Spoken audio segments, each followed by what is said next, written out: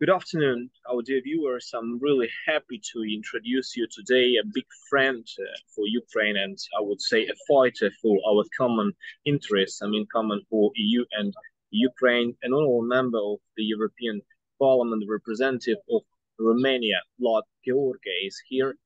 Dear Mr. Vlad, good afternoon. Hello, thank you for having me.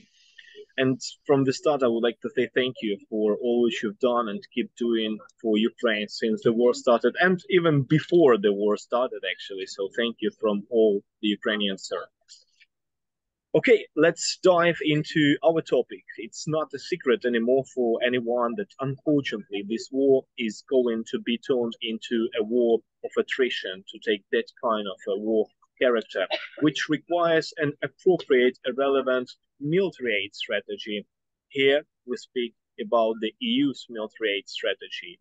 Unfortunately, what I hear from the soldiers here in Ukraine, the amount, the volume of military aid does not match with the goals we have, right, to get the 1991 border.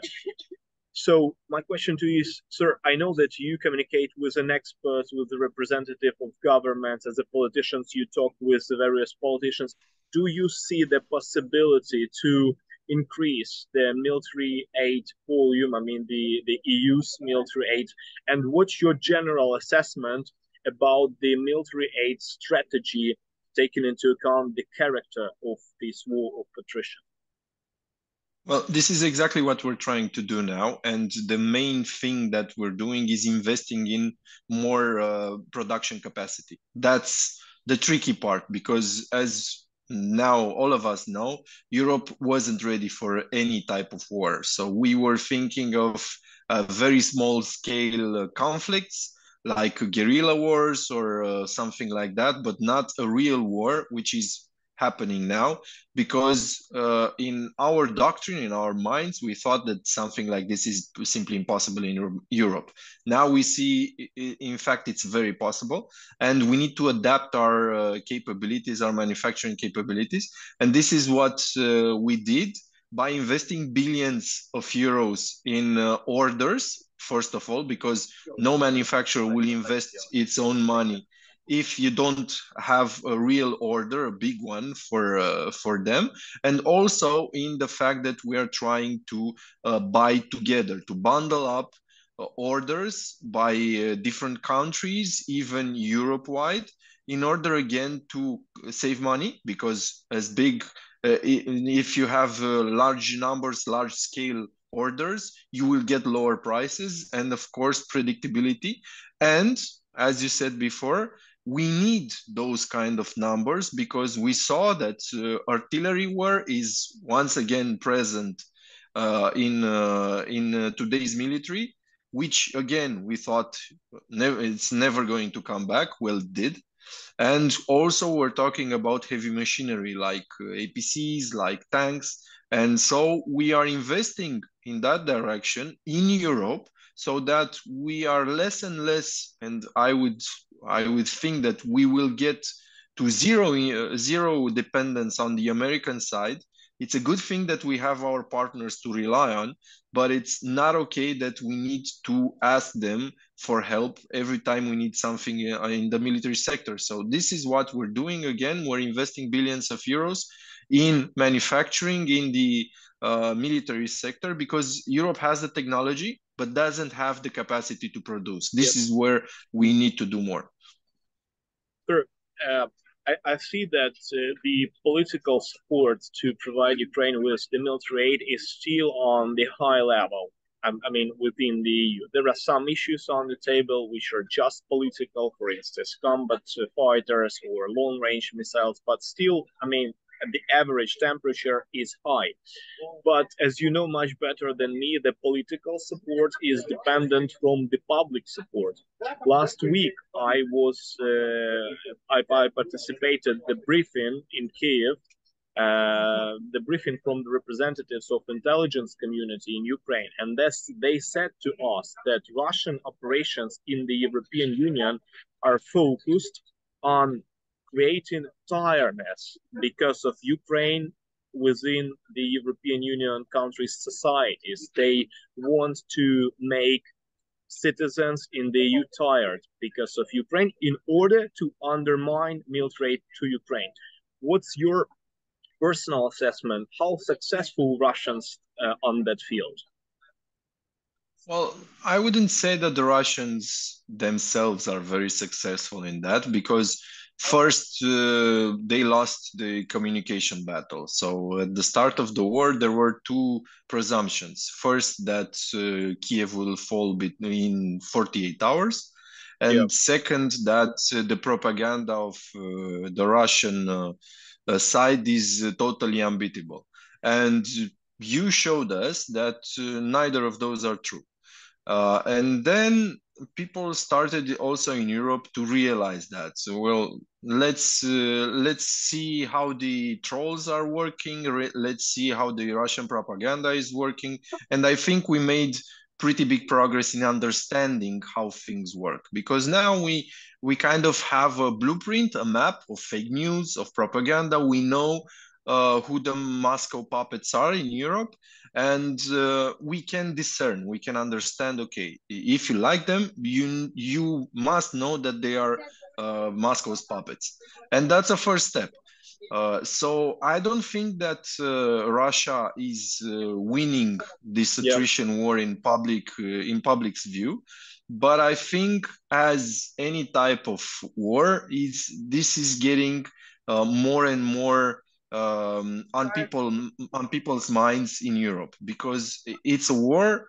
It's you need to help Ukraine. The economic situation in Europe is not that great, and we are oscillating between okay and bad. So there's nothing great on any side in economics because of COVID, because of the war, because of the economic challenges that came with the war. I mean, the prices for fuel and everything else. So this is a whole package. Definitely, it's not just Moscow again. I don't think them, but yes, there is a sentiment that the public in Europe is tired. But I wouldn't say they're tired of the war or of helping Ukraine. They're just tired. You know, after a pandemic, here came the war, and then huge prices for everything, inflation. It's normal that the people are tired. It wouldn't be normal if they weren't. So this is how you need to see things, and we need to work on getting solutions for the high inflation, on getting green transition to ease prices for electricity. This is where we need to work. Yes, we need to worry about Russians, but if we solve these problems for the European citizens, the Russians will just be a small issue somewhere around there. But the big issues are these that I've been talking about now. Sir, what we are really concerned because of what is happening in Slovakia right now. I mean, taking into account what is happening on the parliamentary national elections, a number of experts, I mean, Slovak experts, and not only Slovak, but they've already stated a number of statements about the Russian influence on actually elections in Slovakia. I remember just yesterday the head of the counterintelligence in Czech Republic, for instance, stated across the parliament that they catched a Russian agent who was paying actually politicians and media to spread Russian propaganda. These two examples, right? But they show us that Russians are still quite present in their hybrid operations in the EU. What's your take on that, sir? Should the EU maybe increase countering that hybrid influence, exposing those Russian influence and agents in order to prevent interference into EU Parliament elections next year again? Well, of course we need to do that, and we need to look at how the sanctions work, and we need to look at sanctions evasion, because that's a question. How do they transfer the money if they want to bribe or finance politicians or campaigns? How do they get the money? Because in theory, we have a lot of sanctions about that. So we need to heavily involve the European Prosecutor's Office because we have that. We need to give them the mandate to watch over the sanctions and how they are applied in member states, and also if there are exceptions, why there are exceptions, how do the exceptions work? Because it's like in any criminal case, the Russians are behaving exactly like any other criminals. Follow the money. If you follow the money, it always leads you to the leader and to the actual intent. So yeah, definitely we need to expose more and more of them. We need to involve more and more of the prosecutors in all our countries, and we need to simply ban things like campaigning with Russian money. This is not compatible with democracy. Sorry, it's okay to campaign. Everyone has their own rights, their own ideas, but not using blood money or the aggressor's money. That you simply cannot have, because it's not about opinion. It's about killing women and children, and then financing public image in a way that is simply counterfactual. So we cannot have that, and of course we need to have interventions like in the Czech Republic, but openly. Covert interventions like surveillance or things like that can really backfire if they are not followed by real prosecutions, if they're not open, if they don't lead to criminal cases. So this is the way to do it. Thank you for the proposal, sir. I see that my time is running, but with my last question, I would like to ask this. I remember that in June there was an attempt proposed, actually the proposal by the European Commission to apply a very similar legislation which the US has, anti-lobbying legislation. In US, they call it FARA legislation, anti-lobbying legislation, actually. I know that that legislation haven't been applied yet by the European Union, but I do believe that it really could help to expose Russian influence not only through financement, right? They have already infiltrated a number of peaceful movements and so on and so on, right? Various communities.